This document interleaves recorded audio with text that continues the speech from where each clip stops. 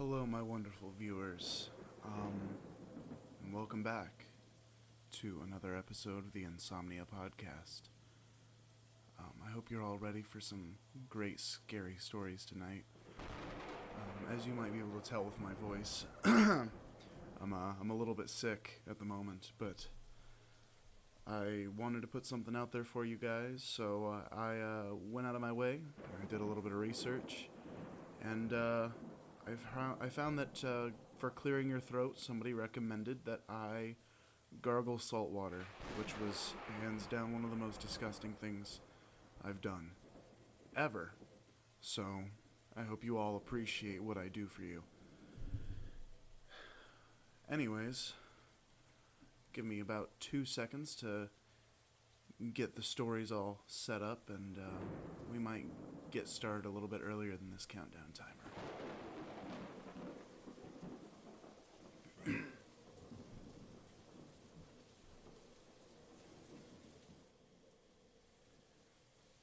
There we go. Alright. Well, without further ado, I hope you're all ready, and we're going to go ahead and get started.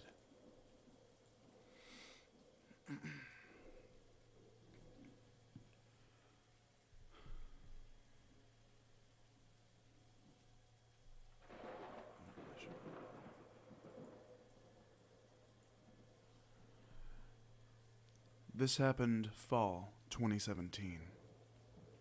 My sister Gigi was in high school. My parents took a trip out of country, so I was in charge of my sister. I temporarily lived in my parents' house while doing so.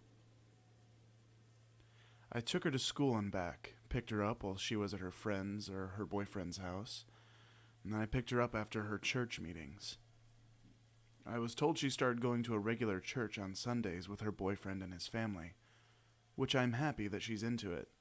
We grew up Catholic, but don't often go to church since we've moved to the USA. But she was also going to another church at night with a friend of hers. I grew up with a Sunday Mass, and that was it. So the thought of spending extra time/free time going back to church was weird. But if she wanted to grow up as an extra religious person, who am I to stop her? The week went a little something like this. Monday, she went to school and hung out with her boyfriend. I picked her up from her boyfriend's house. No big deal. Tuesday, she went to church after school with her friend. I was told that she would get a ride home from her friend's mom. She was supposed to be home at 9 p.m., but she came a little late, around 9:40. I asked why, and she said they're preparing for their retreat that Saturday. It seemed like an all-right excuse, and I trust her, so no big deal. Wednesday through Thursday were mostly normal. One day she went home after school and we hung out. Another day she was hanging out with friends. One of these days she was hanging out with her boyfriend and some friends, and she asked me if she could go to church. This would be the second time going to night church in the week. I remember thinking when I was in high school, hanging out with friends did not cross with free time at church. They ended up not going, which relieved me a little bit. At this point, I was getting really weird vibes from the night church. Friday, the day before their retreat. Her plans were to go to night church after school and come home at 9 p.m. My plans were to hang out with friends and be home by 9 p.m. too. I'm driving back home a little late and text her not to worry her. I'm driving back home a little late and I text her to not worry her. I got no reply. I waited a little bit and texted her again. No reply. I called her. No answer. At this point, I was hoping she was already home and for some reason went to bed early. Nope. House was empty. I kept calling, texting, panicking, and around 10:45, almost 2 hours after she was supposed to be home, she calls me. She says they're still in church preparing for the retreat, and that she was not allowed to have her cell phone on. I'm normally the cool older brother, but I lost it a bit. Not towards her, but just got to the point. I'm coming to get you. Text me the address. I don't care what you're doing. I'm coming to get you. I got a text with the address, and I drove to get her. I was a bit calm now that I heard her voice, but I was pissed at the place. Once I get there, some lady was outside waiting for me. Sorry for the trouble. We're preparing for tomorrow. That's why Gigi is still here. That's fine, but I'm in charge of Gigi for the week, and our parents wanted Gigi home by 9 p.m. every night, so go get her, please. The lady responded, Well, Gigi can't come out right now. The sermon, or whatever she said, is not over yet. At this point, I lost whatever patience I had left. I said, You bring out Gigi right now, or I am calling the cops for kidnapping. I am her legal guardian, and she's under 18. This sparked a light under her feet. The lady started walking inside and invited me inside. Do you want to come in? You're welcome to. Just go get my sister out. The lady walked inside, and a moment later, my sister and the lady come out. The lady is giving my sister some documents and a shirt and some information about tomorrow's retreat. In the car ride home, I'm trying to choose my words carefully when my sister goes, I don't want to go to the retreat tomorrow. I don't want to go to the retreat tomorrow. Can I stay home and say that you aren't letting me? Well, of course, I said yes. Turn me into the bad guy, I don't care. You don't have to do anything you don't want to. It turns out everything up until tonight was normal church stuff. Tonight, they turned it up to 11. People all around were seizing, yelling, throwing up. They were feeding people something which was causing this, and the smoke/air smelled funny, according to my sister. I kept asking my sister if they fed her something, but she said no. They weren't supposed to feed my sister anything until she goes to her first retreat. The retreat, which the night church said they paid for her, making it seem like they were being generous, was supposed to be an initiation/commitment to the place.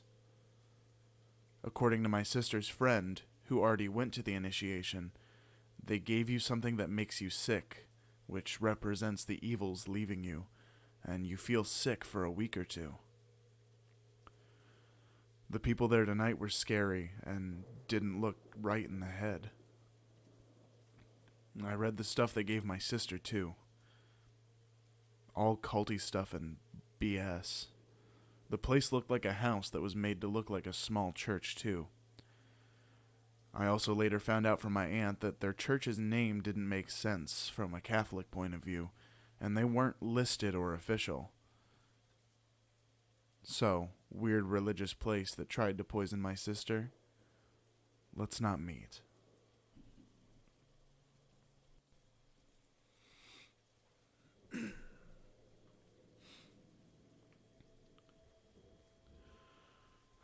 This happened when I was around 17 years old, and is still happening now. At 17, I felt lost in the world and stuck in a job I disliked with work colleagues that didn't like me. This had to do with my accent, as I was quite well spoken, so they thought I was a rich kid. It all started on a Friday after work. The factory I worked in had a half day on Fridays, so I would just spend the rest of the day wandering around the city I lived in. It had been a tough day of relentless mocking, and I was reaching my breaking point. I went around the city looking for a new job. I visited the police recruitment center, the Army, Navy, and Air Force centers, and even the International Red Cross. I just wanted to get away from it all. After a few hours, I had a bag full of career pamphlets and still no idea what to do with my life. I turned a corner and immediately saw a sign sitting in front of me.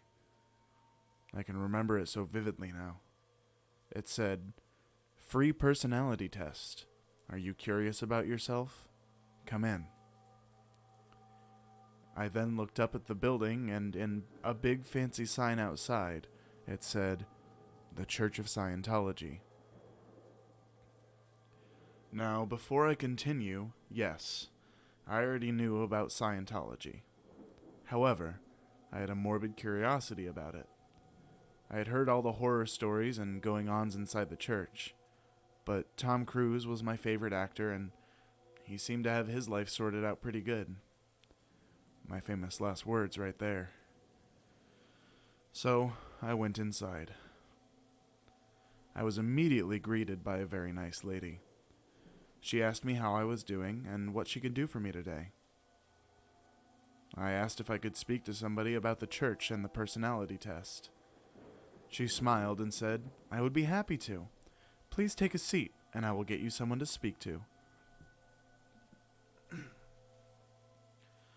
After a minute, I was introduced to an older man named Alan, and he was the head of my city's Scientology center. Alan took me to a small room to talk privately. When we entered, I immediately noticed the large picture of L. Ron Hubbard on the wall. We sat down and genially had a nice talk. I told him about how I was unhappy with where my life was going. I told him about how I wanted to leave, plus all the trouble I was having at work. He seemed genuinely concerned for me, and I felt like he wanted to help.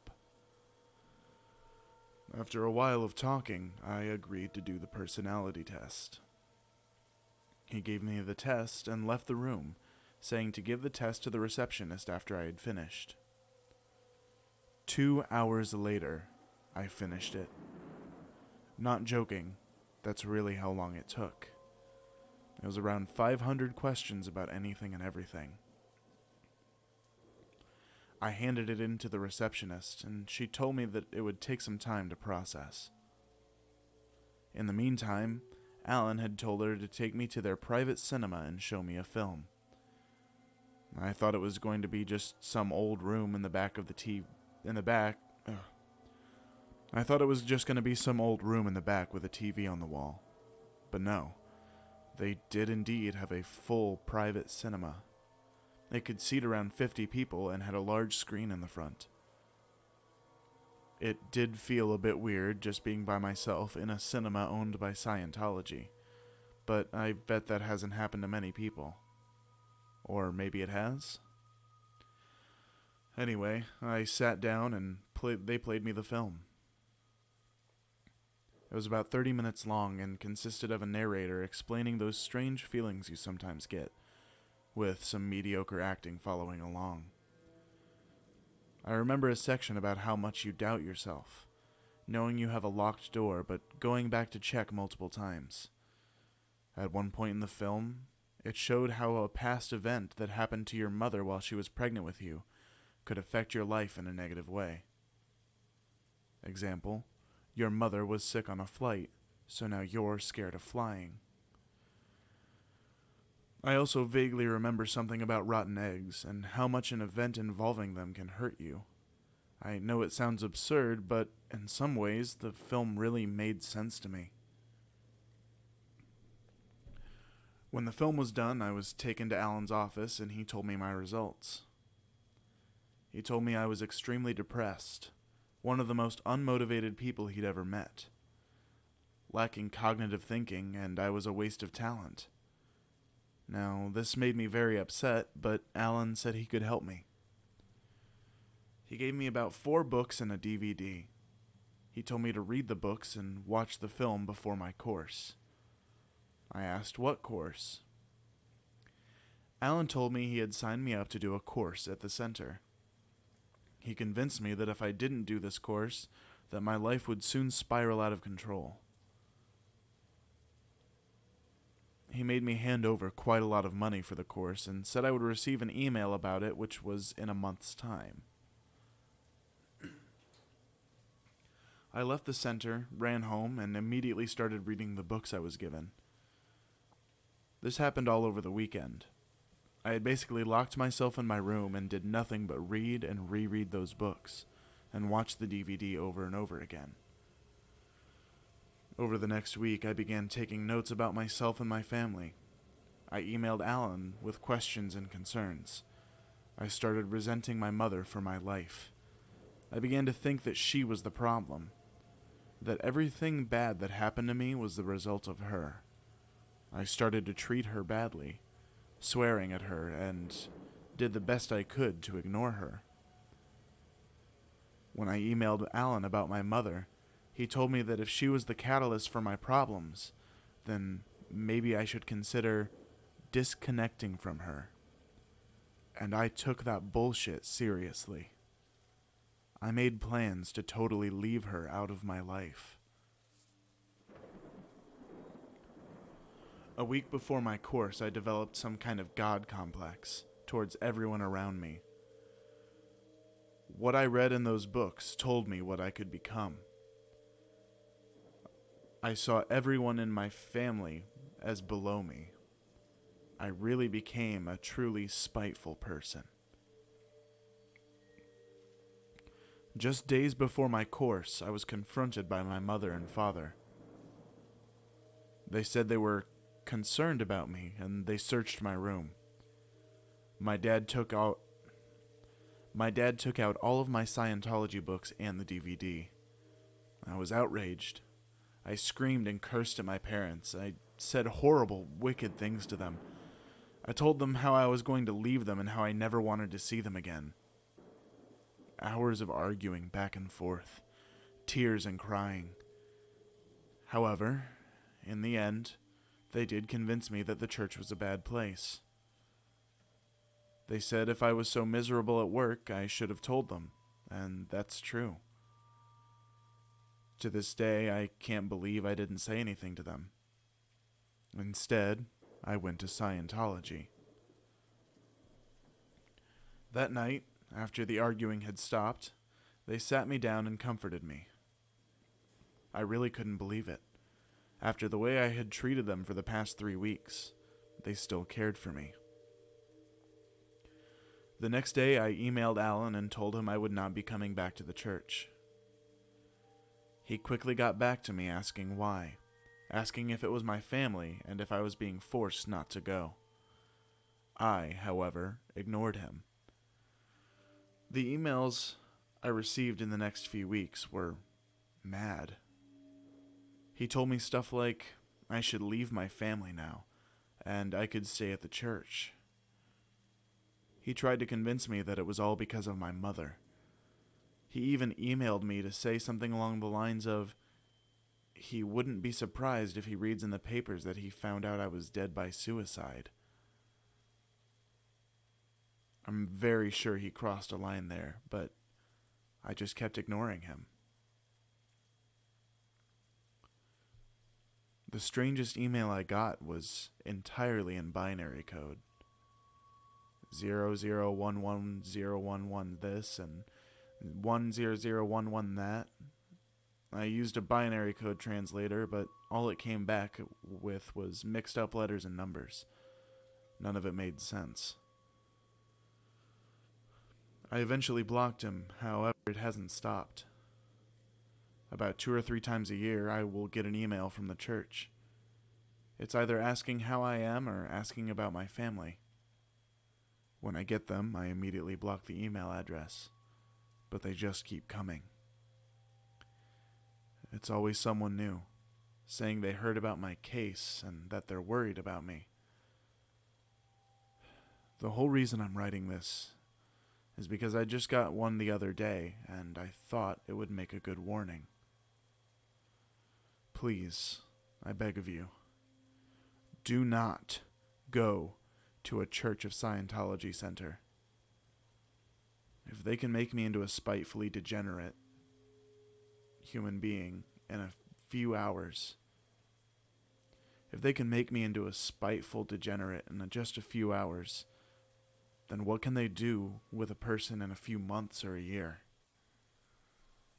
And if you're lost in life, sad or upset, then please talk to your family, friends, or a doctor. When you're down, don't let others make you into a monster. Take it from me. After this event, I got help, and I'm a happy, confident person now. Thank you so much for listening, and have a great day. Oh, and Alan, if you're reading this, you made me into a monster, so for your sake, let's not meet again.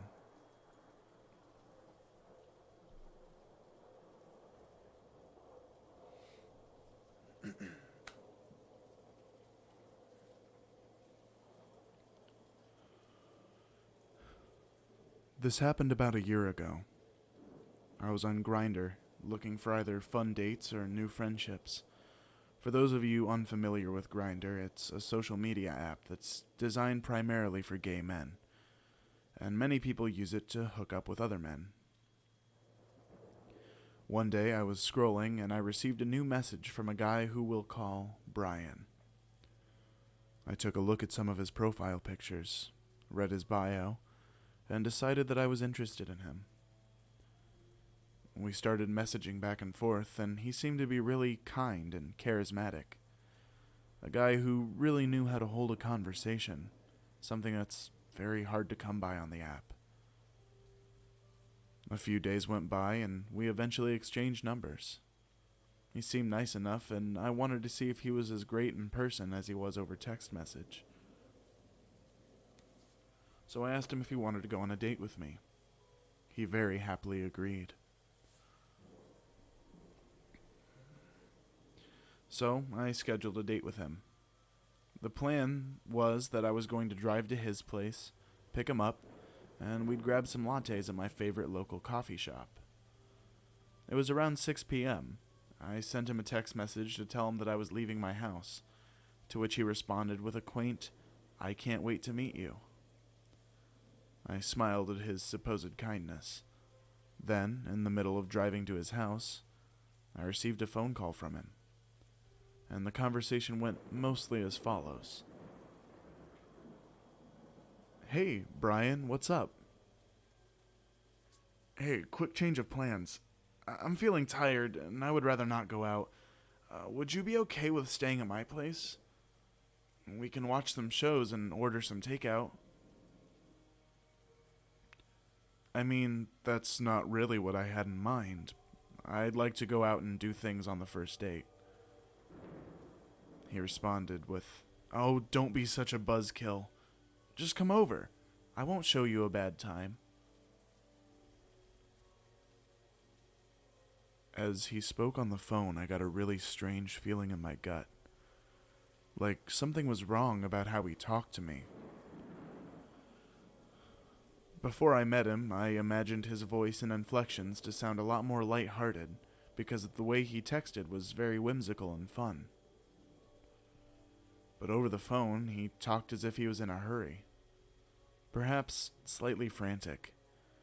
However, despite my gut feeling, I decided that I would accept his offer. Maybe he was tired or just stressed from the workday.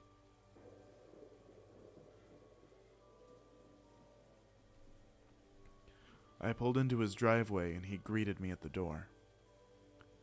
He looked like his picture, and he was very handsome. He was wearing fashionable glasses, and his dark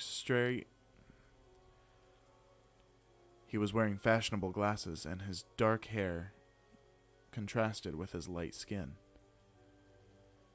When we go inside, I was greeted by one of his roommates who was playing Dark Souls in the living room. I wanted to be polite, so I approached the roommate and introduced myself. I didn't want to come off as rude to Brian in case this date ended up going really well.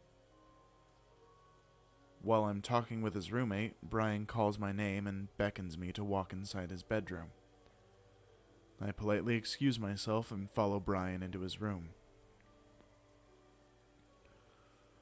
When I walked inside, I saw something straight out of a fucking r/no sleep story. Only this was real and right in front of me. There were candles lit all around. When I got a closer look, I noticed that there were several altars scattered across the room. Effigies of ancient-looking figures, animal bones, jars with unidentifiable liquids inside, some sort of dagger next to a cat's skull, the whole shebang. I don't remember all the altars, but I do remember a couple. One was on the floor, and there was a glass container that held some kind of yellow liquid with animal skulls surrounding the container. Another altar was on a shelf next to his bed. And this one had a few candles surrounding some kind of doll with its eyes sewn shut and its hands missing. No, that one was super creepy and bizarre. A part of me was telling me to nope the fuck out of there immediately. But I thought that maybe I was overreacting to someone's religious choices. I didn't know much about cult religions, so I didn't want to assume that this guy had any kind of malintent. Plus, I can be a little reactive at times, so I decided to stay and go along with the ride.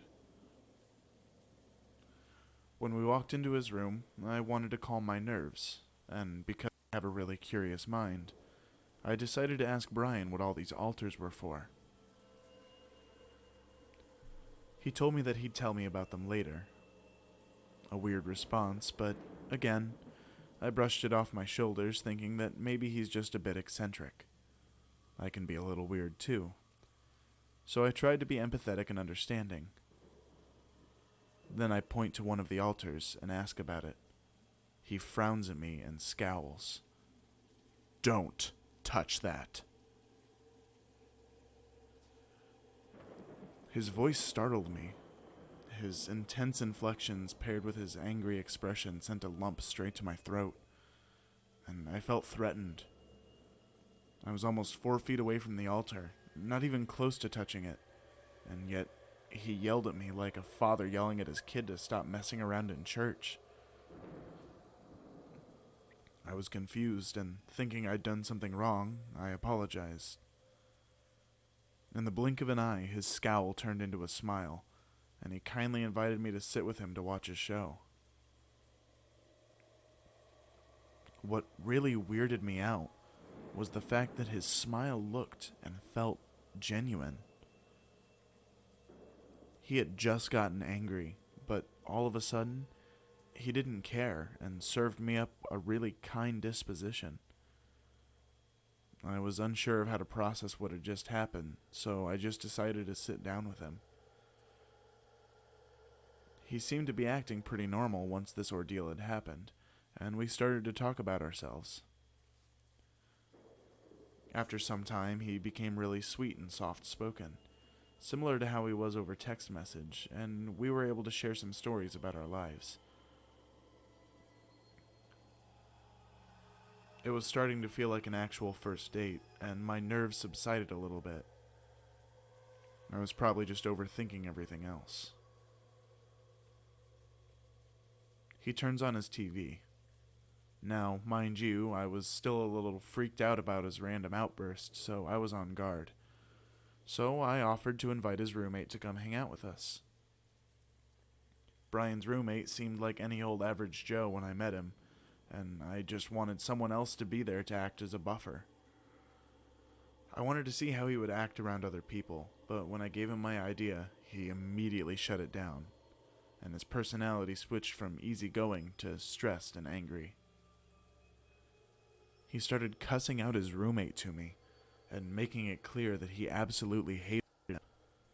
The switch was so jarring, I started to panic again. Then he changed the subject and started to talk about me. He said that he found me really attractive, and in the process, his fingers started to graze my thighs. I needed a second to collect myself, though, so I excused myself to get some water. When I stood up, he immediately slapped my ass and told me not to take too long. I walked out, closed the door behind me, and started to make my way for the kitchen. I was hoping to chat with his roommate on the way and see if I could ask him about Brian, but he was asleep on the living room couch, so I made a beeline for the cabinets in search of a cup. I thought about walking out and driving home because I didn't appreciate his sudden touchiness. But I started getting paranoid. He had all those altars, and he didn't tell me what the altars were for. I'd seen some horror stories about the occult, and I truly had no idea what this guy was capable of. Yeah, he was sweet at times, but he was showing some really aggressive behavior. Who's to say this guy isn't able to put some kind of voodoo curse on me? Dramatic, I know, but you can never really be sure. So I grab my water and cautiously head back to his room. When I walked back inside, I saw him sitting on the couch with his legs crisscrossed and his eyes closed. When I approached him, I saw his mouth moving, but I didn't hear anything coming from it. Weirded out by this, I called his name, but he didn't respond. Strange. I called his name a second time and he opened his eyes, uncrossing his legs, and went back to watching the TV, without at all addressing what he was doing. What the fuck? I was getting really worried, but I did what I could to keep my cool. I didn't want to do anything to upset him or make him lose his cool. I sat next to him on the couch and we started talking. Once again, he was completely normal. Unnervingly normal. It was like I was in the room with the real-life Dr. Jekyll and Mr. Hyde, except Brian was able to switch between them seamlessly. I needed to do something, but what the fuck was I supposed to do? I couldn't call him out because he might lash out in some malicious way. But I also didn't want to stay because he was freaking me the hell out. I just stayed and tried to devise some kind of plan to get out of there without making him angry. Immediately, he turned around, swatted my hand away, and lunged at me. No, sorry. At some point, he gets up to grab his phone, and I thought I would try dishing out the same kind of ass grab that he gave me when I went to go get water. Maybe it would release the tension I was feeling. Maybe he'd like it and it would make him less aggressive. Regardless, I wanted to try something. I made my move and gave him a cheeky ass grab. Immediately he turned around, swatted my hand away, and lunged at me. He had his hand curled up in a fist and he flung it toward my face. His fist was inches away from making a connection with my right cheek, but he stopped mid-punch. In that moment, I saw that his eyes were wide open and his facial expression was cold and emotionless. He was right in my face. My heart was beating so fast I felt like it was seconds away from an aneurysm. He was looking directly at me and my eyes stared back. At that moment, I felt like the prey to his predator. Then, he uncurled his fist, put his icy hands on both sides of my face, and started to squeeze, saying, "You're just so cute." He pulled me in and forced a kiss. I absolutely did not want to kiss him, but I was paralyzed and couldn't will myself to push him away. His words were patronizing, sort of like he was talking to a dog, and it felt even more like this because he had just scrunched my face against his. I felt disgusting kissing someone who had almost punched me in the face, but I knew there was nothing I could do in that moment.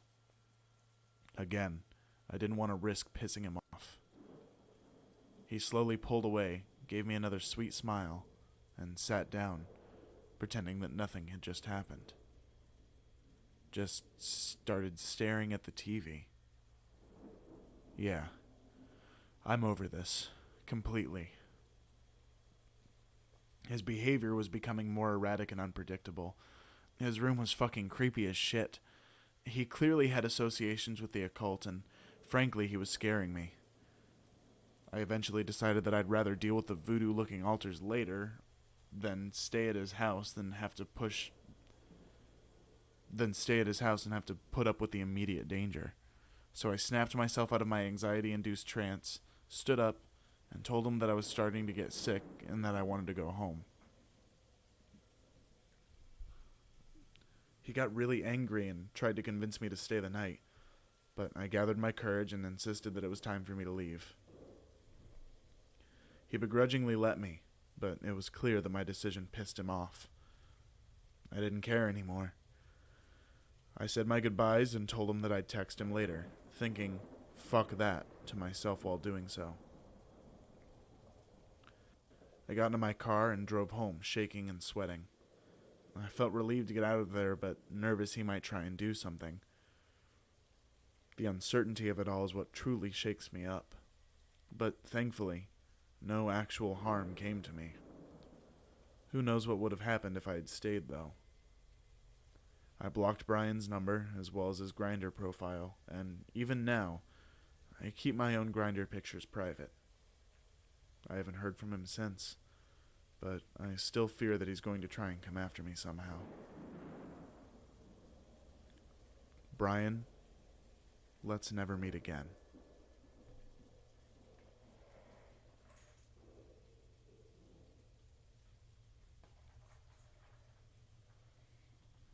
Thank you guys so much for watching, and I hope you enjoyed another Sleepless Night. Before we leave, I'd just like to remind you that, first of all, I have my own subreddit, r/sleepless_nights. So if you have your own stories, then feel free to join and post those there for a chance to have them be read on the show. And I really hope you guys are enjoying the content that I'm putting out.